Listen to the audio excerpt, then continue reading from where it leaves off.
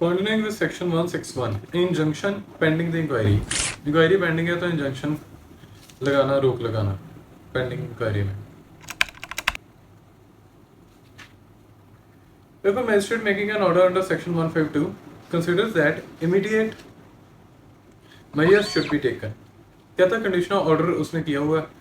Section 152 में और वो चाहता कि immediate preventive measure should be taken to prevent imminent danger और इंजरी ऑफ सीरियस काइंड, कहीं लोगों का नुकसान ना हो जाए, तो वह may issue such injunction to the person against whom. कहते कि जो बंदे से शक है, डर है, मतलब जो बंदा ऐसी हरकतें कर रहा है कि ये नुकसान हो सकता है जनता का, तो उसके खिलाफ इंजंक्शन इशू कर देगा. इंजंक्शन मतलब रोक लगा देगा, रोकने का ऑर्डर कर देगा. एज इज रिक्वायर्ड टू ऑब्विएट और प्रिवेंट सच डेंजर और injury pending the determination of the matter in default of such person forthwith obeying. तो कहता है कि इंजंक्शन लगा दी लेकिन फिर भी उसने डिफॉल्ट किया इंजंक्शन का, तो magistrate may himself use or cause to be used such means as he thinks fit. तो कोई भी वो ऐसे एक्शन ले सकता है जिससे वो उस डेंजर को रोक सके. सब सेक्शन 3, कोई भी सूट नहीं चलेगा कोर्ट में मैजिस्ट्रेट के खिलाफ अगर उसने वो काम गुड फेथ में किया तो. 162,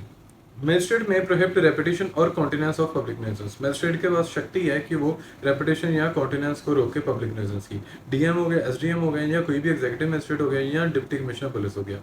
उसके एम्पावर्ड बाय स्टेट गवर्नमेंट, अगर स्टेट गवर्नमेंट ने इसको इजाजत दी हो डिप्टी कमिश्नर पुलिस को, या DM in his behalf, in this behalf may order कर सकता है any person not to repeat, ऐसी हरकत दोबारा से नहीं होनी चाहिए या कंटिन्यू नहीं होनी चाहिए. ठीक है.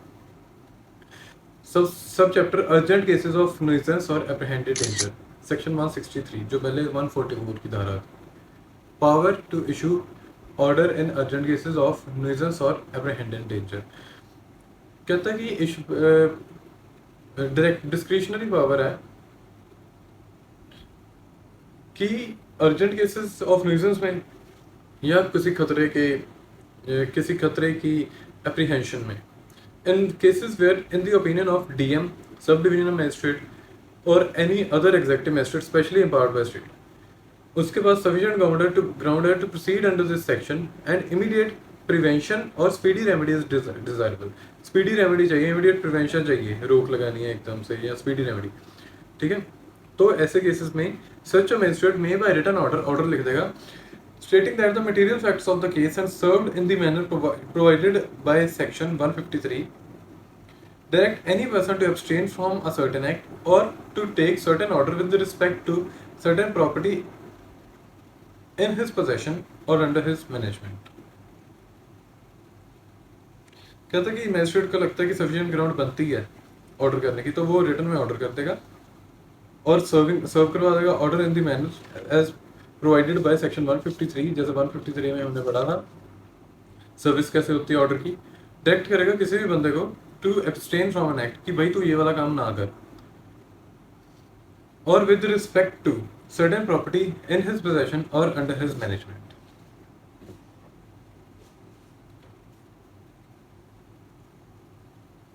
As such, magistrate considers that the direction is likely to prevent, अगर मैजिस्ट्रेट को लगता है कि ये डायरेक्शन से वो चीज़ रुक जाएगी या रुक सकती है, या ऑब्स्ट्रक्शन कोई भी annoyance injury to any person lawfully employed or danger to human life. कहते कि इससे अगर मैजिस्ट्रेट को लगता है कि ऐसे प्रिवेंशन होगी, अनॉयंस रुकेगी, इंजरी रुक जाएगी, जनता को, इंसानों को इससे परेशानी, दंगा रुक जाएगा, एफआईआर रुक जाएगा, तो वो ये ऑर्डर कर देगा. An order under this section may in the cases of emergency और in cases where the circumstances do not admit. Subsection 2 कहता है an order under this section may in the cases of emergency और in the cases where the circumstances do not admit of serving in due time. तो कहता है कि emergency इतनी ज़्यादा है कि ऐसे सर्कमस्टेंसेस में सर्विस कराई भी तो बहुत टाइम लग जाएगा, तो एक्सपर्ट ही ऑर्डर कर सकता है. An order under this section .3, an order under this section may be directed to a particular individual or to persons residing in a particular place. कहते हैं कि इसमें ऑर्डर एक बंदे को भी कर सकते हो, या एक पर्टिकुलर एरिया के लोगों को भी कर सकते हो, या पब्लिक जनरली को भी कर सकते हो, frequently coming or visiting that place. No order under this section shall remain in force for more than 2 months. कहते हैं कि कोई भी ऑर्डर फोर्स में नहीं रहेगा 2 महीने से ज़्यादा, प्रोवाइडेड दैट अगर स्टेट गवर्नमेंट को नेसेसरी लगता है कि इंसानों के भले के लिए, तो वो नोटिफिकेशन दे सकती है और डायरेक्ट कर सकती है मैजिस्ट्रेट को कि इसको ऑर्डर को रिमेन इन फोर्स रखो, not exceeding 6 months from the date on which the order made by the magistrate would have but for such order expired. कहते कि जब 2 महीने खत्म हो गए तो 6 महीने और दे सकती है, यानी कि 8 महीने टोटल। ठीक है, 2 महीने वो खुद के, स्टेट गवर्नमेंट के द्वारा 6 महीने और। Sub section 5, any magistrate may either on his own motion or an application of aggrieved resigned order, any order by himself or magistrate subordinate to him or by his predecessor in office। कहते हैं कि magistrate चाहे तो अपनी मर्जी से या किसी बंदे की एप्लीकेशन से जो एग्रीव्ड है रिजाइन कर सकता है, खत्म कर सकता है, ऑल्टर कर सकता है, चेंज कर सकता है ऑर्डर को अपनी मर्जी से, या or any magistrate subordinate to him, जो या उसके नीचे वाले मैजिस्ट्रेट ने किया हो ऑर्डर तो भी बड़ा वाला कर सकता है, या उसके प्रीडिसेसर ने किया हो तो भी वो कर सकता है। पॉइंट 6, स्टेट गवर्नमेंट में either on its own motion और on application of aggrieved, state government के पास भी ऐसी पावर्स हैं कि रिजाइन कर दे, ऑर्डर कर दे ऑर्डर को। Subsection 7, where an application under subsection 5, 6 is received, जहाँ पे एप्लीकेशन आई मैजिस्ट्रेट या गवर्नमेंट के पास, एज द केस में भी, shall afford to the applicant an early opportunity of appearing before him, तो उस एप्लीकेंट को मौका देंगे कि बता भाई क्यों ये बात कह रहा है तू, और रीजन रिकॉर्ड करके राइटिंग में। If the magistrate or state government as the case में भी रिजेक्ट द एप्लीकेशन होली और इन पार्ट, तो कहते हैं कि अगर रिजेक्ट करनी है तो उसको रीजंस रिकॉर्ड करके ही रिजेक्ट करेंगे, अदरवाइज वो नहीं कर सकते। This is a mandatory provision. इसके ऊपर एमसीक्यू आया था, this is a mandatory provision. Sub chapter D, disputes as to the immovable property, section 164। इसका ऑब्जेक्ट है to prevent the breach of peace. कहता है procedure where dispute concerning land और water is likely to cause, कहता है कि जमीन या पानी के झगड़े के लिए ब्रीच ऑफ पीस हो सकता है whenever an executive magistrate is satisfied from the report of police officer और upon other information that dispute. कहते हैं कि या तो ईएम के पास रिपोर्ट है या पुलिस की, या फिर कोई इन्फॉर्मेशन आई है कि ब्रीच ऑफ पीस हो सकता है कंसर्निंग एनी लैंड और वाटर और the boundary, therefore thereof within his local jurisdiction he shall make an order in writing stating the grounds of his being satisfied and requiring the parties concerned in such dispute to attend his court in person or by an advocate on a specified date and time to put in his written statement। कहते कि जब ऐसी report आई है तो magistrate order कर देगा लिखती में, स्टेटिंग उसमें स्टेट करेगा कि वो क्यों सेटिस्फाइड है उस रिपोर्ट से, and requiring the persons concerned in such a dispute to attend his court in person or by an advocate on a specified date and time and to put in written statements of their respective claims as respects the fact of actual possession of the subject of dispute। Order कर देगा, require करेगा party को या तो खुद दो या फिर अपने लॉयर के थ्रू दो और अपनी बात रखो। पॉइंट 2, लैंड और वाटर इंक्लूड करते हैं buildings, market, fishery, crops, other produce of land and the rents or profits of any such property. Point 3, a copy of order shall be served in the manner provided by the Sanhita for the service of।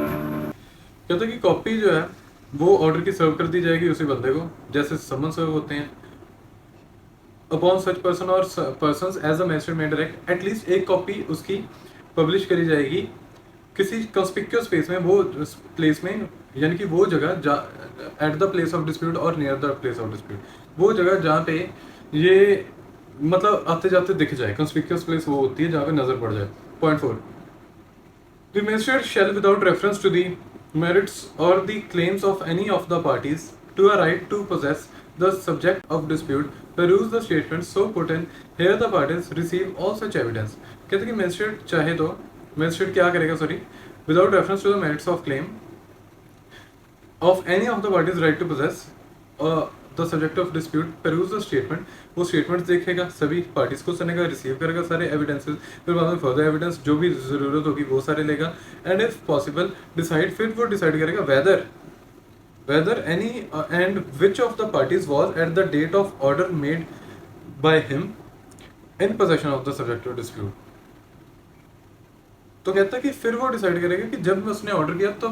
Possession में कौन था, ठीक है, subject of dispute के, तो decide कर देगा कि एक्चुअली पोजेशन मिलना किसको चाहिए lawfully, provided that if it appears to the magistrate that any party has been forcibly or wrongfully dispensed, किसी भी पार्टी को अगर ये लगता है मैजिस्ट्रेट को किसी भी पार्टी को जबरदस्ती या गलत तरीके से डिस्पोजेस किया गया within 2 months next before the date on which, जब पुलिस रिपोर्ट या अदर इन्फॉर्मेशन रिसीव हुई मजिस्ट्रेट को, कहते कि मजिस्ट्रेट को लगता है किसी को नाजायज तरीके से निकाला गया within 2 months next before the date on which the report of police officer और other information was received by the magistrate or after that date and before the date of his order, he may treat the party so dispossessed as if the party had been. कहते कि जब report आई magistrate के पास 2 महीने के अंदर अंदर next before the date on, कहते कि जब रिपोर्ट आई उसके 2 महीने के अंदर अंदर जब इंफॉर्मेशन आई मैजिस्ट्रेट के पास और after that date and before the date of his order,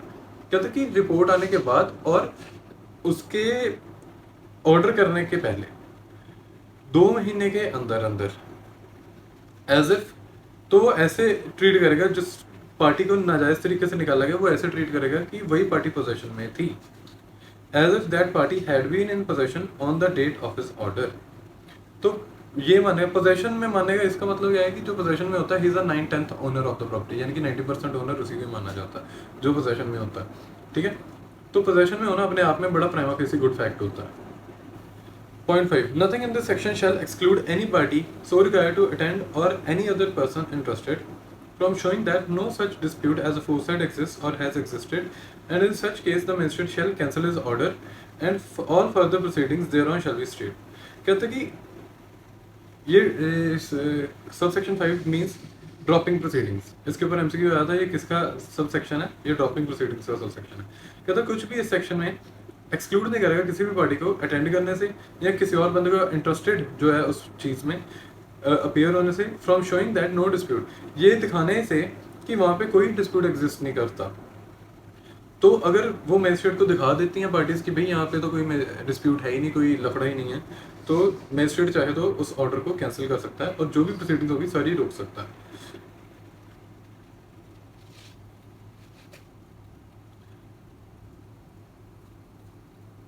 कहता कि but subject to cancellation the order of magistrate shall be final.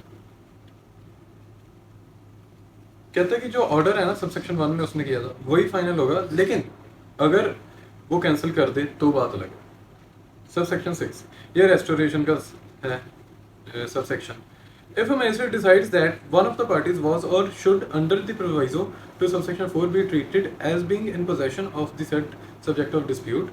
he shall issue an order declaring such party to be entitled to possession thereof until evicted therefrom in the due course of law, and forbidding all disturbance of such possession until such eviction, and when he proceeds under the proviso to subsection 4 may restore the possession the party forcibly dispossessed। कहता कि अगर magistrate decide कर लेता है कि parties में से कोई एक वॉज या should under the proviso to subsection 4 जो कि फोर्सिबली डिस्पोजेशन की बात करती है, be treated as being in such position, उसको कहता कि जब वो ये प्रिज्यूम करेगा कि वो, क्योंकि विद इन 2 months वाला कंसेप्ट कि वो प्रिज्यूम करेगा कि be treated as being in such position, जब वो किसी को ट्रीट करेगा कि भाई फिर भी पोजीशन में ही है of the said subject of dispute, he shall issue an order declaring such party to be entitled. तो फिर वो इशू कर देगा ऑर्डर डिक्लेयर करके पार्टी को कि भाई एंटाइटल्ड है पोजीशन के लिए, अनटिल एविक्टेड देयरफ्रॉम, जब तक वो बाय लॉ उसको एविक्ट नहीं किया जाता, या forbidding all disturbance of such position, यानी कि जो भी काम करेगा एविडेंस स्टेटमेंट लेने के बाद करेगा। Such party shall be entitled to possession thereof until evicted in the due course of law, and forbidding all disturbance of such possession until such eviction। हाँ, कहते कि फॉरबिड करेगा सारी, मतलब रोकेगा जो भी डिस्टर्बेंस है उस पोजेशन की जब तक वो बाय लॉ एविक्ट ना हो जाए अगर लगता है तो, and when he proceeds under proviso to subsection 4 he may restore the possession, कि जो नाजायज तरीके से निकाली गई थी उसका पोजेशन रिस्टोर करवा के उसको देगा। The order made under this subsection shall be served and published in the manner laid down in subsection 3। तो वही मतलब जैसे सबसेक्शन 3 में मैनर बताया कि कैसे सर्विस होनी है, उसी तरीके से ऑर्डर की सर्विसिंग होगी।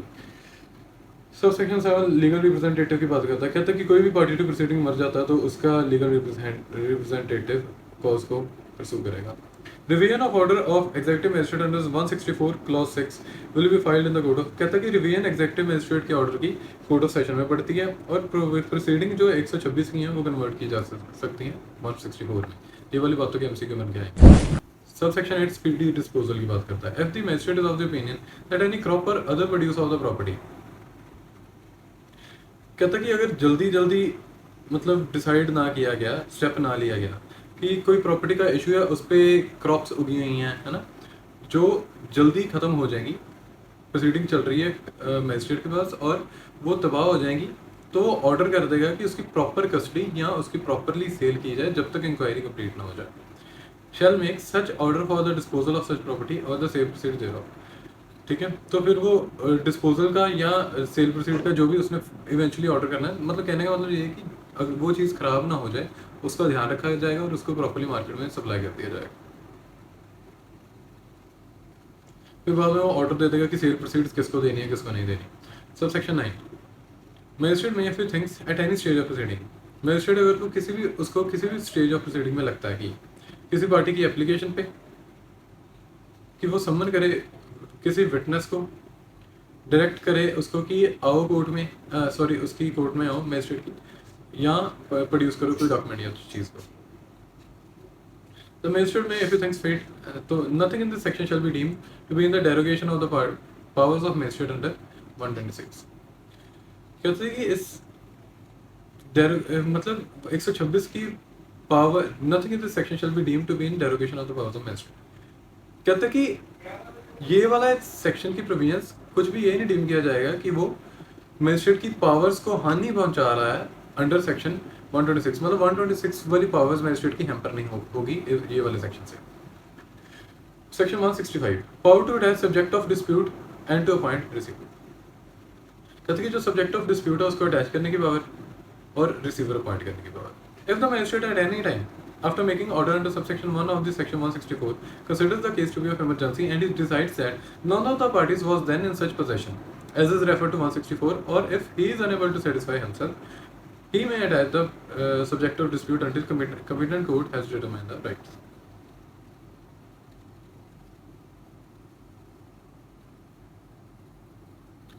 अगर मैजिस्ट्रेट को लगता है कि कोई भी पार्टी पोजीशन में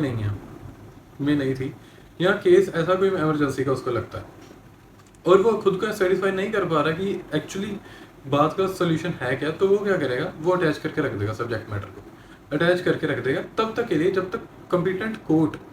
जुडिशियल कोर्ट राइट्स और लायबिलिटीज डिटरमाइन ना कर ले, पूरा ट्रायल कंडक्ट करवाते। Provided that such magistrate may withdraw the attachment any time, magistrate चाहे तो कभी भी अटैचमेंट को विड्रॉ भी कर सकता है जब उसको ये श्योरिटी है कि भाई कोई ब्रीच ऑफ पीस, जनता का लॉ एंड ऑर्डर नहीं खराब होगा, क्योंकि मैजिस्ट्रेट एग्जीक्यूटिव मैजिस्ट्रेट्स का मेन यही होता है कि पब्लिक ब्रीच ऑफ पीस ना खराब हो, लॉ एंड ऑर्डर ना खराब हो। Point 2, when the magistrate attaches the subject of dispute, he may, if no receiver in relation to the subject of dispute has been appointed by any civil court, make such arrangements as he considers proper for looking after the property, or if he thinks fit, appoint a receiver who shall, subject to the control of magistrate, power exercise करेगा CPC वाली। कहते कि magistrate जब subject matter को attach कर देता है और कोई भी रिसीवर अपॉइंट नहीं किया सिविल कोर्ट ने, तो वो खुद ऐसे अरेंजमेंट बना देगा, रिसीवर अपॉइंट कर देगा कि लुक आफ्टर हो प्रॉपर्टी का जैसे उसको ठीक लगता है, मैजिस्ट्रेट को रिसीवर को अपॉइंट करेगा और उसकी पावर सीपीसी वाली पावर्स के जैसे ही। Provided that the event of receiver being subsequently appointed in relation to the subject of dispute by any civil court, the magistrate. कहते कि रिसीवर जो अपॉइंट किया बाद में किसी सब्जेक्ट मैटर के डिस्प्यूट के लिए किसी भी सिविल कोर्ट ने रिसीवर अपॉइंट कर दिया, तो मैजिस्ट्रेट क्या करेगा, वो ऑर्डर करेगा कि कहता कि अब हुआ ऐसा कि उसने भी रिसीवर अपॉइंट कर दिया था, बाद में सिविल कोर्ट ने भी अपॉइंट कर दिया, तो वो अपने वाले रिसीवर को कहेगा कि हैंड ओवर कर दे पोजेशन उस रिसीवर को जो सिविल कोर्ट ने अपॉइंट किया, देयर आफ्टर डिस्चार्ज रिसीवर, अपने वाले रिसीवर को डिस्चार्ज कर देगा। फिर may make any other incidental और कॉन्सिक्वेंशियल ऑर्डर्स, कहते कि उसके मिलते जुलते ऑर्डर अगर उसको ठीक लगता है तो वो भी वो कर सकता है। Section 166, dispute concerning right to use of land और वाटर, झगड़ा यूज करने का लैंड और वाटर को। Whenever an executive magistrate is satisfied from the report of police officer, EM satisfy हो गया रिपोर्ट से, पुलिस ऑफिसर से या किसी और इन्फॉर्मेशन से,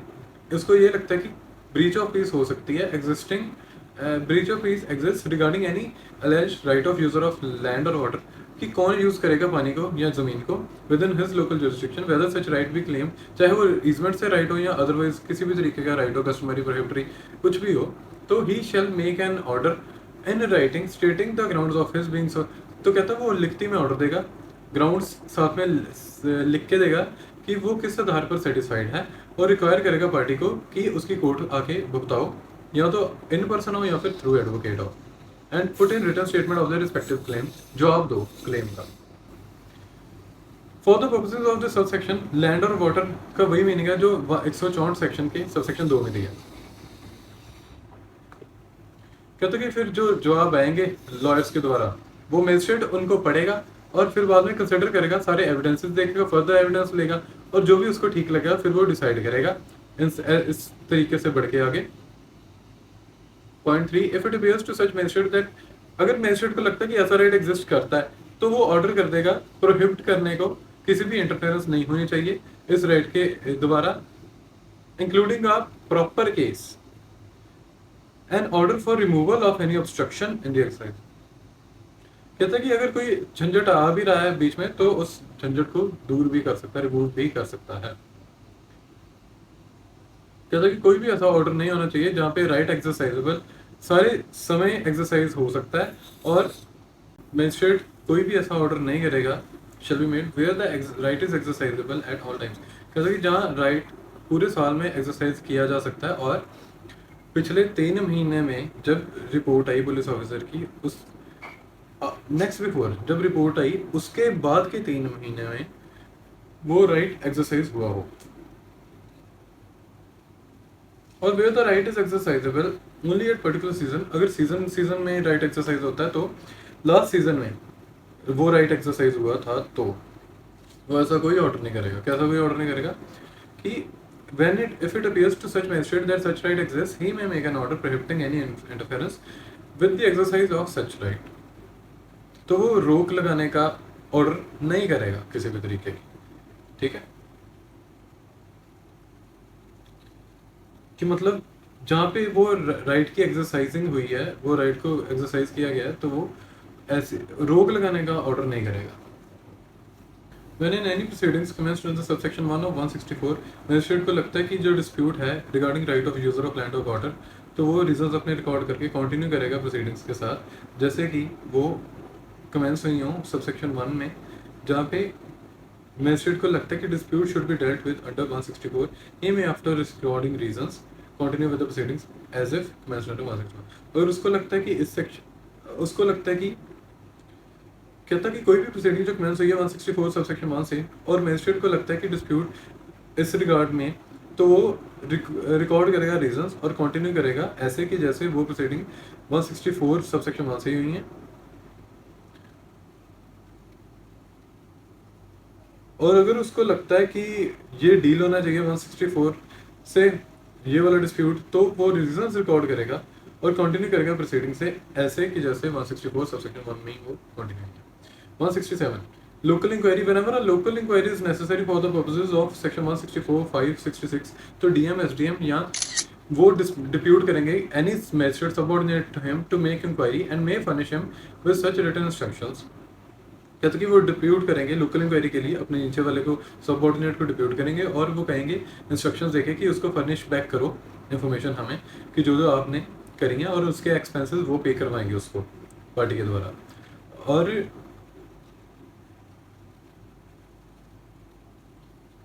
जो भी रिपोर्ट आएगी वो that will be read as evidence. जो भी कॉस्ट होगी which have been incurred by the party, तो मजिस्ट्रेट उसका डिसीजन कर देगा कि कौन कॉस्ट को पे करेगा। जो भी विटनेसेस की बीच में एडवोकेट्स फीस की जो भी रीजनेबल होगी अमाउंट, वो कंसिडर करके वो कर देगा ऑर्डर। चैप्टर 12 ये डील करता है इंक्वायर्ड ऑफेंसेस से, यानी कि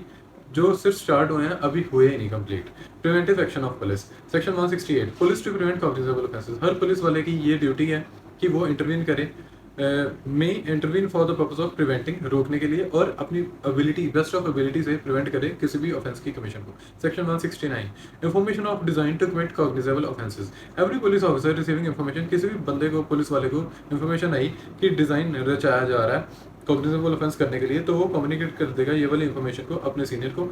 और वो यही इन्फॉर्मेशन देगा उस ऑफिसर को जिसकी ड्यूटी है ये ऑफेंस की कमीशन को रोकना और संज्ञान लेना उस ऑफेंस की कमीशन का। Last section, section 170, arrest to prevent commission of cognizable offences. Preventive detention वाला सेक्शन कौन सा है? Section 170, arrest to prevent the commission of cognizable offences. A police officer knowing of a design to commit, किसी भी police वाले को पता कि डिजाइन बनाया जा रहा है कमिट करने का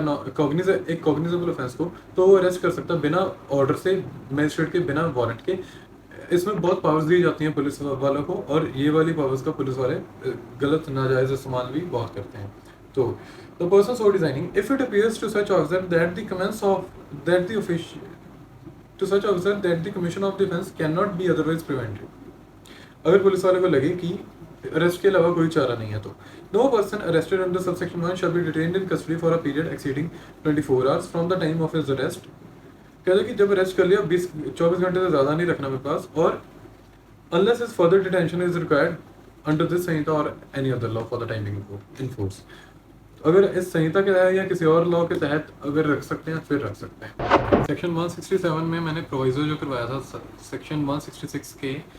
सब सेक्शन 3 का प्रोविजो जो मैंने कराया था, जहाँ पे मैंने कहा था कि 3 महीने next before the receipt of police report है, यानी कि पुलिस रिपोर्ट के आने के 3 महीने पहले। और सेम बात